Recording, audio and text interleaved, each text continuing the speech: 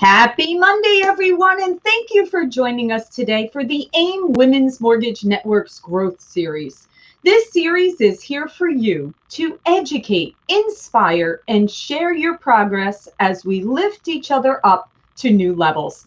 Before we get started, I want to congratulate everyone. We are officially over 1,000 members in the Women's Mortgage Network. As of today, we have 1,043. So great job, ladies.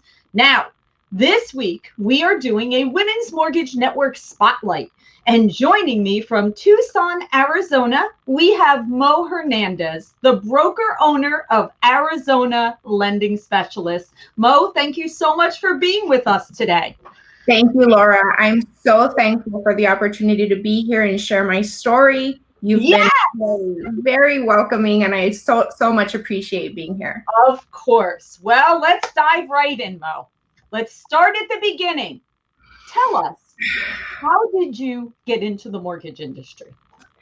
I started in the banking industry in 1996, and because I'm a type A personality, I grew into my role, and then the next role, and then the next role, ultimately getting into the different departments. Mm-hmm. In 2003, we started our family. We had our daughter, and my husband being in law enforcement, we made the decision for me to stay home so that I could, raise our family. And we were very blessed with the opportunity to do so. In 2005, we added our son and decided it was time to buy a house. So our realtor had recommended that we got in contact with a local mortgage broker, and that relationship just completely turned into something amazing and beautiful. So that local mortgage broker assisted us in buying our first house. I had never heard of mortgage brokers before. I came from a local bank. So that was something that really opened my eyes and completely opened the doors. So at that time, went ahead and joined forces with Paul DeSanctis, my broker partner, and have been with him since then. Wow. Completely thankful for the opportunities that have been afforded to me, to grow into the role that I'm in today, knowing that, back in 2005, I was literally just helping with database management. So back then and to now, having the mom hat, the mortgage broker hat, but I truly wore my mom hat more while our kids were growing. But I'm so thankful that Paul knew that being a broker was always the best seat at the table. So even, in the worst of days during the crash, we never wavered. We just kept moving forward and kept on with the journey and the mission. And then in 2018, just started really because my children were older and a little more independent. And I was able to take on more as, in the business, being able to just really dive in and pour everything of myself into it. So in 2018, just really took the reins and took off running. And 2019 grew the team. In 2020, here I am being interviewed by you. Like it's just amazing, really. But that's in a nutshell, what brought me here and how I'm still here today. Well, I love it. Love this story. A couple of questions as follow-ups, okay? One, I'm hearing the word opportunity, right? So I'm hearing, you jump into banking, you're saying type A personality, but bottom line, Mo, you looked at opportunities. Yes. You said, well, wait a minute. Okay, what's that person doing? I think I'm going to learn that. And what is that person doing? I'm going to become an expert in that. And you looked for those opportunities. So I think that's one thing, right? Yes. Then you met this wonderful gentleman that you guys are still together as business partners, and that's wonderful. But another thing I'm thinking is, boy, was there a lot of ups and downs in that amount of time. Okay. Especially in Arizona. Arizona was one of the hardest hit areas during the subprime crash. So tell me, how did you learn to navigate all of these ups and downs that have occurred during that time? I think one of the major ways that has helped us navigate how to continue on with business is just knowing that the opportunity to help is always there. Even in the worst of years when our numbers were minuscule, there was always an opportunity to help a family, get into a home or satisfy a need that they needed financially through a refinance.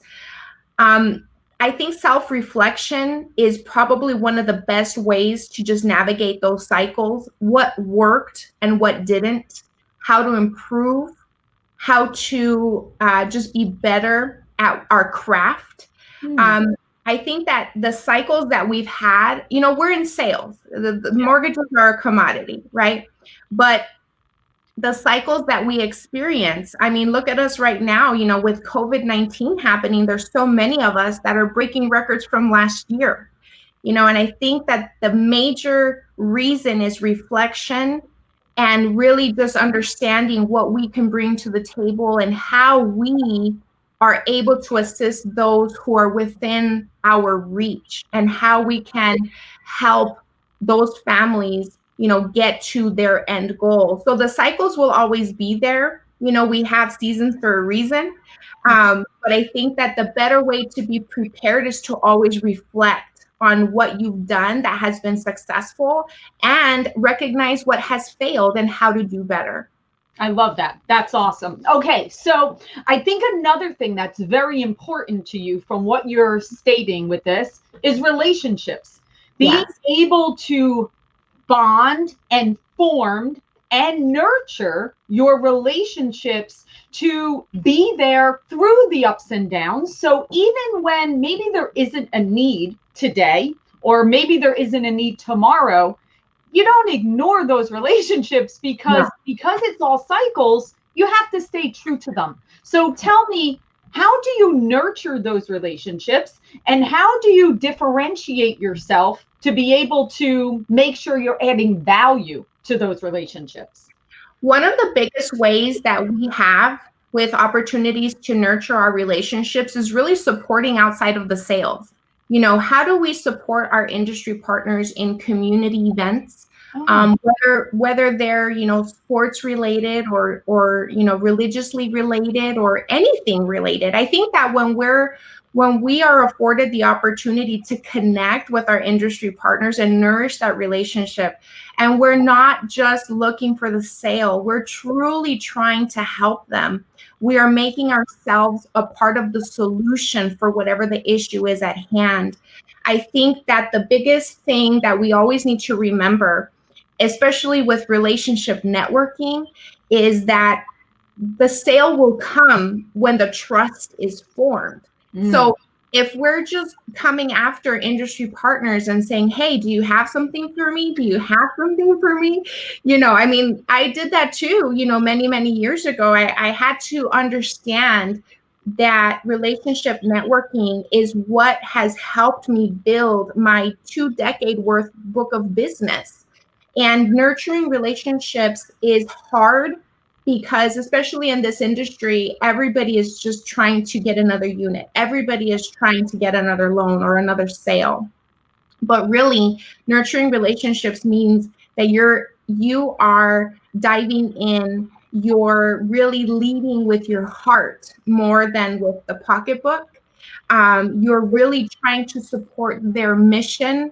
And I think that those are the relationships that really, stand the test of time. And then as far as relationship networking, I think that that's something that's so important and can be so easily lost when we become too automated, when we become too, robotic. Relationship networking is what's going to get you through the toughest times. And when it's the greatest times, it just means that relationship gets solidified even more and you get to make more relationships out of it as well. Absolutely. And I want to go back. You had said that, obviously decades long, building and forming and nurturing these strong relationships. But you had mentioned that early on, maybe you hadn't realized that. So I'm curious, when did that switch over happen? And was it that, kind of light bulb went off where you were like, wait a minute, instead of the chase of every month trying to do this chase, maybe I need to go about it a different way. And the second part of that is, where do you think being a woman plays into this, where, you know, we approach things a little bit differently when it comes to relationships. So where do you think that fits in? So the first question, when did I realize that I needed to change my approach? It was during the 2005 to 2008 timeframe, because I was a new mother with 2 toddlers, and I think that I was in very much sales mode. I was like, I have to get a sale. I have to get a sale. And I think that when I was able to switch my brain to understand that my goal was to help them, my approach was, how can I help you?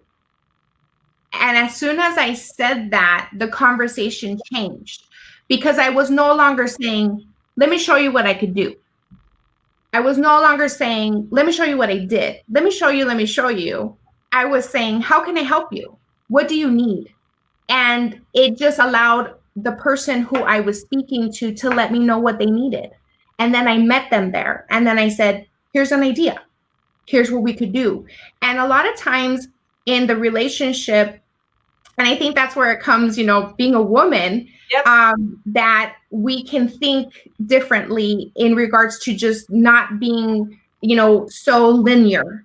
You know, we can actually think of so many out of the box ways of how to find a solution. And, you know, there's plenty of personalities out there, you know, all shapes, sizes, and forms. I think that those, man or woman, who can really identify their talent in being able to really just look at the bigger picture and not being so narrow in their vision. I think that that's the best way as women, right? Because we're in the Women's Mortgage Network. I think that's probably one of our best traits, is because we have the capability of thinking, you know, having multiple windows open in our brain, and knowing, you know, going back to relationship networking, when somebody tells me that they have an issue, that they have a problem, that they need a solution, I immediately go into the Rolodex in my brain and I think, who do I know? Who do I know that I can connect this person with? How can I help them, you know, find a solution? And that goes, you know, it goes hand in hand, not only in the mortgage industry, but in our communities, in the way that we do, you know, volunteering, anything. And I think that once you can train your brain to think that way, that you are the connector of people, the connector of, you know, persons who can bring a solution to the table. I think that's when it just really starts to snowball, and you really start to see the fruit of that labor of being able to be a person whose book of business really revolves around relationship networking. And you're right, I value my relationships so much. You know, we all have capabilities of working with so many different people. So when I'm chosen, and that's how I say it, when I'm chosen, I know that that means that I'm on stage and I need to do the very, very best that I can to help, you know, bring a solution for the task at hand. Yeah, you touched on so many valuable nuggets there. A couple of things that I'm feeling, like literally feeling as you're speaking. Okay. Number one, you're leading with your heart.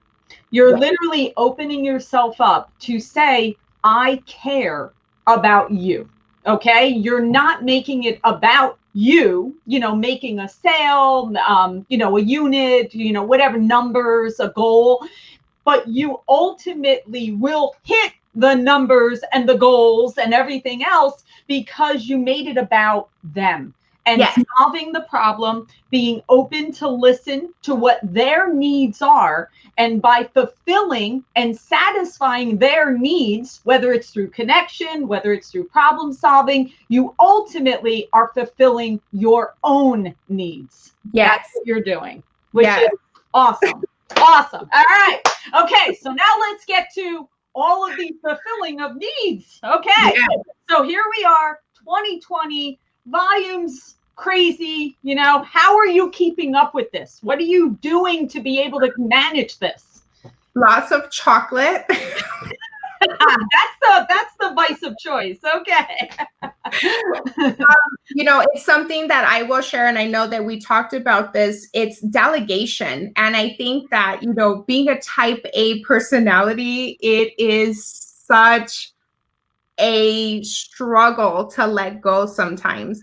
And even though to this day, a year later, after adding on 2 amazing team members, I still look at stuff like, well, I could just do it faster, but honestly, that's not the case. Nope. It's not, because I've been able to see month after month, I've been able to see unit after unit, that when the team grows and the trust is there, and we have to go through, ups and downs, and we have to see things through, and we have to understand why we have to do things a different way.